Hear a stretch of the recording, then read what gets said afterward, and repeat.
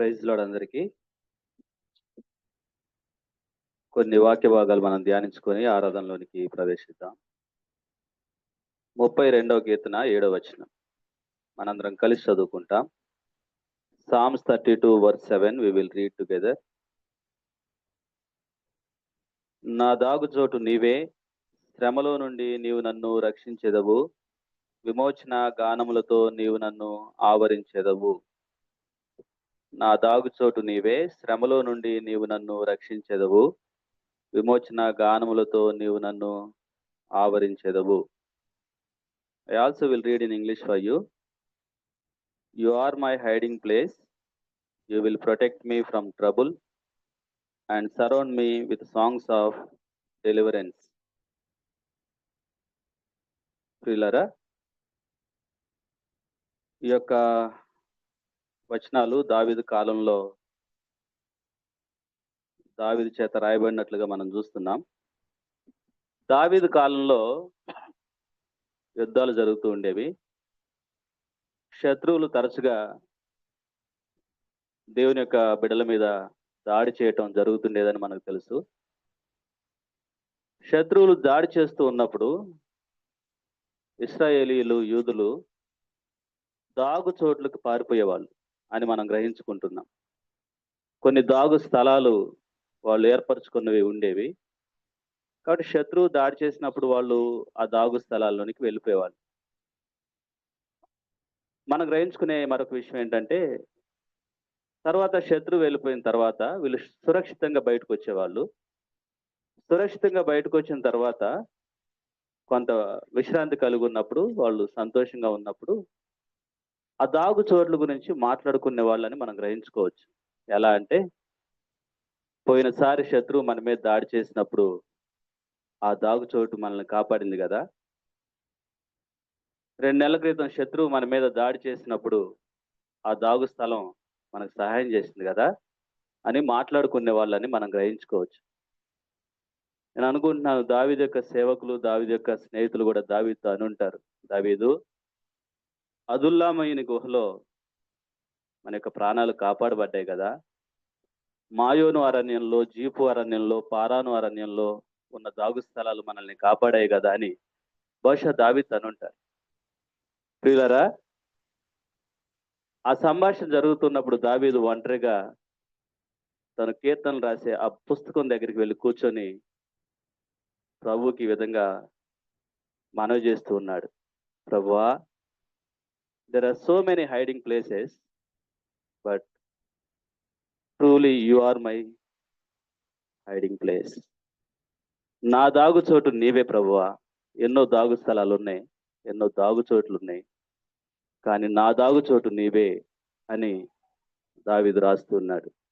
ప్రియులారా, నీ జీవితంలో, నా జీవితంలో కూడా అనేక కారణాలు మనం కలిగి ఉండొచ్చు క్షేమం కోసం.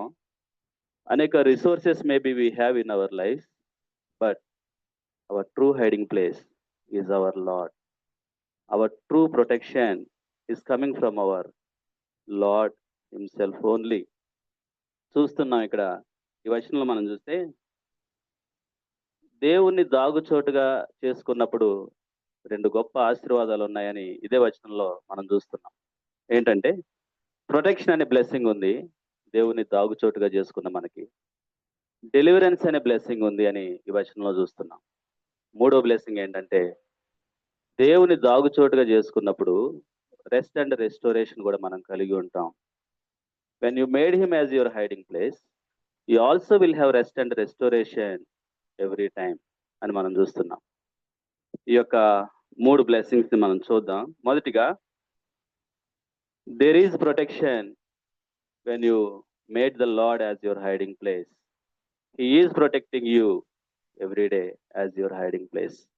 ఎక్కడి నుంచి నిన్ను భద్రపరుస్తున్నాడు, రక్షిస్తూ ఉన్నాడు, కాపాడుతూ ఉన్నాడు అని అంటే, దుష్టుడు నిన్ను ముట్టకుండా ప్రతిరోజు ఆయన నిన్ను కాపాడుతూ ఉన్నాడు. Praise the lord. దుష్టుడు నిన్ను ముట్టకుండా ప్రతిరోజు ఆయన నిన్ను కాపాడుతున్నాడు యాజ్ యువర్ హైడింగ్ ప్లేస్. అలాగే లోకం నిన్ను పాడు చేయకుండా ఆయన నిన్ను కాపాడుతూ ఉన్నాడు యాజ్ యువర్ హైడింగ్ ప్లేస్. లోకం దాని యొక్క ఆకర్షణలతోటి, దాని యొక్క పోకడలతోటి దాని యొక్క కల్చర్స్ తోటి నిన్ను పాడు చేయకుండా యాజ్ యువర్ హైడింగ్ ప్లేస్ ఆయన నిన్ను కాపాడుతూ ఉన్నాడు. అలాగే పాపం నీ మీద ఏలుబడి చేయకుండా ప్రభు నిన్ను కాపాడుతున్నాడు. ఇది మనం కలిగి ఉన్న గొప్ప ఆశీర్వాదం. when we made him as our hiding place, he is protecting us every day. దుష్టుడి నుంచి కాపాడుతున్నాడు, లోకం నుంచి కాపాడుతూ ఉన్నాడు, నిన్ను పాపం నుంచి ప్రతిరోజు కాపాడుతూ ఉన్నాడు. కారణం ఏంటంటే నీవు ఆయనను దాగు చోటుగా చేసుకున్నావు. హల్లెలూయా. నీవు ఆయనను హైడింగ్ ప్లేస్ గా చేసుకున్నావు. రెండవ ఆశీర్వాదము, he is delivering you. దావీదుని విడిపించాడు, దావీదుకి విడుదల కలుగు చేశాడు. చెప్తున్నాడు ఆయన, విమోచన గానములతో నేను స్తుతిస్తాను ప్రభువా, నీవే నా దాగు చోటువి అంటున్నాడు దావీదు. అంటే విడుదల కలుగు చేశాడని చెప్తున్నాడు. నీ జీవితంలో, నా జీవితంలో కూడా ఆయన విడుదల కలుగు చేస్తూ ఉన్నాడు. దావీదుని సింహం యొక్క బలం నుంచి విడిపించాడండి, ఎలుగుబంటి యొక్క బలం నుంచి విడిపించాడు. ఆజానుబాహుడు ఇశ్రాయేలు సైన్యాన్ని 40 రోజుల పాటు భయపెట్టిన గొలియాతు నుంచి దేవుడు విడిపించాడు. కాబట్టి అంటున్నాడు, ప్రభువా నా దాగుచోటు నీవే, నాకు విడుదల నీలోనే, నాకు భద్రత నీలోనే అంటున్నాడు దావీదు. ప్రభు నిన్ను నీ జీవితంలో, నా జీవితంలో కూడా ఏం చేస్తూ ఉన్నాడు? సింహం వంటి సమస్యల నుంచి విడిపిస్తూ ఉన్నాడు, ఎలుగుబంటి వంటి సమస్యల నుంచి విడిపిస్తూ ఉన్నాడు. గొలియాతు వంటి సమస్యలు, శోధనలు, ఇబ్బందులు, భయాలు, చింతలు నుంచి ఆయన నిన్ను, నన్ను దాగు చోటుగా ఉండి, మన యొక్క హైడింగ్ ప్లేస్ గా ఉండి విడిపిస్తూ ఉన్నాడు. ప్రియులారా, మూడవదిగా రెస్ట్ అండ్ రెస్టోరేషన్ మనం కలిగి ఉన్నాం, విశ్రాంతి కలిగి ఉన్నాం, బలపరచబడుతూ ఉన్నాం, పునఃస్థాపించబడుతూ ఉన్నాం, ఆత్మీయ జీవితంలో ముందుకు సాగిపోతూ ఉన్నాం. కారణం ఏంటంటే we made him as our hiding place. ఆయనను నీ యొక్క దాగు చోటుగా నువ్వు చేసుకున్నావు కాబట్టి, ఆయన నీ యొక్క దాగు స్థలముగా చేసుకున్నావు కాబట్టి ఆయన నిన్నేం చేస్తున్నాడు? నీకు విశ్రాంతినిస్తూ ఉన్నాడు, నీకు నెమ్మదినిస్తూ ఉన్నాడు. నీకు కలిగినది కొంచెమే, నువ్వెంతో అల్పమైన వాడివి, అల్పమైన దానివి నీ చుట్టూ ఉన్న మనుషులతో పోల్చుకుంటే. అయినప్పటికీ నువ్వు ఎందుకు వాళ్ళకి లేని నెమ్మది నువ్వు కలిగి ఉన్నావు, వాళ్ళకి లేని బలం నువ్వు కలిగి ఉన్నావు. ఎంతో మందికి లేని ఆత్మీయ స్వస్థత నువ్వు ఎందుకు కలిగి ఉన్నావు? Because he is providing you rest and restoration as you made him your hiding place. దావీదుకి రెస్ట్ అండ్ రెస్టోరేషన్ ఇచ్చాడండి. దావీదుకి రెస్ట్ అండ్ రెస్టోరేషన్ ఇవ్వబట్టే దావీదు రియలైజ్ అయ్యాడు. రియలైజేషన్ దావీదు దేవునిలో పొందుకొని విశ్వాసంలో ఎదుగుతూ వచ్చాడు దావీదు విశ్వాసంలో ఎదిగిన క్రమం దేవుని వాక్యంలో స్పష్టంగా రాయబడింది.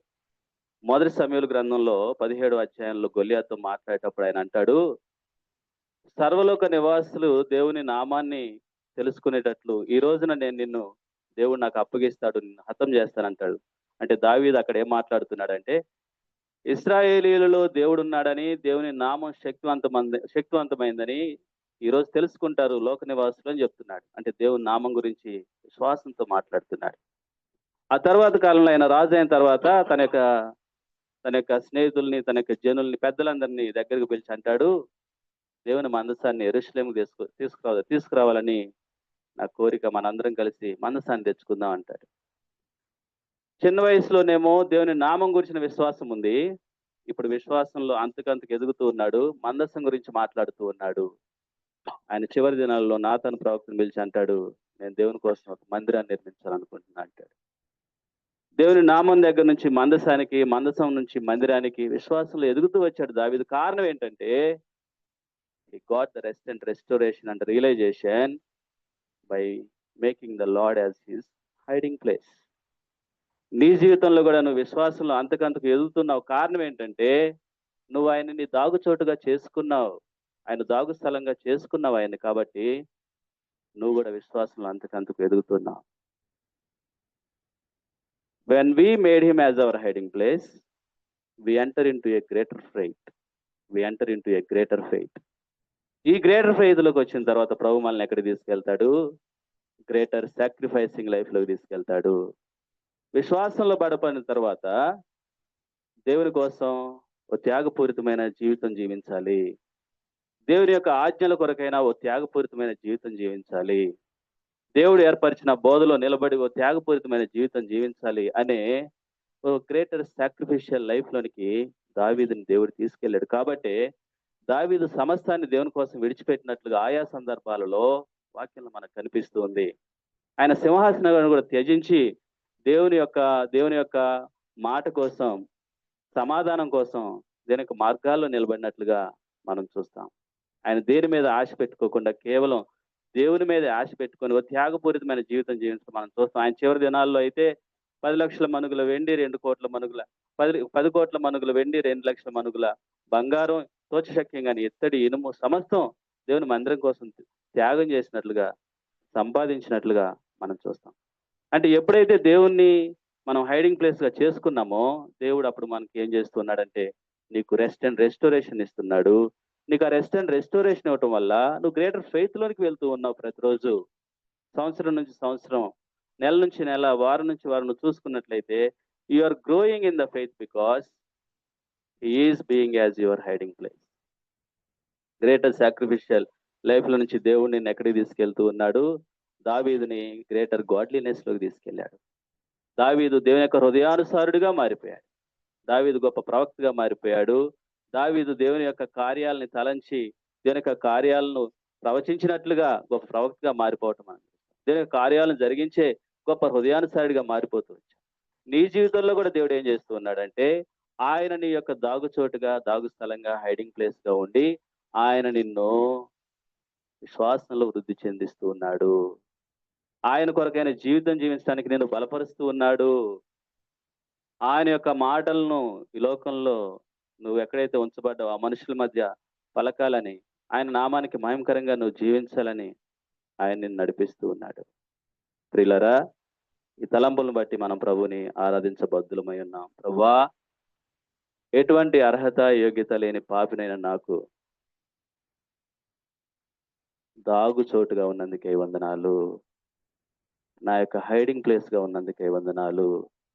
నా దాగు స్థలంగా ఉన్నందుకే స్తోత్రాలు.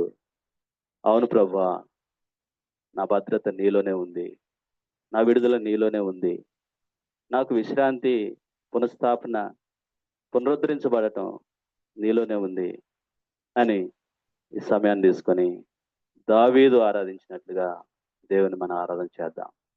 దేవుడు తన వాక్యాన్ని దీవించునుగాక. ఆమేన్. The Lord is a hiding place. Whenever I am afraid, I will trust in you.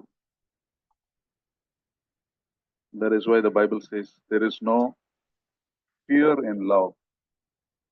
When you know how much God loves you, you will not fear. Let us thank God that He is a hiding place.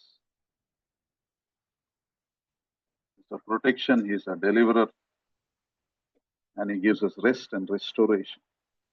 Let us thank Him. Remember the times you were in danger. Not only that, every day we face dangers that we are not even aware of.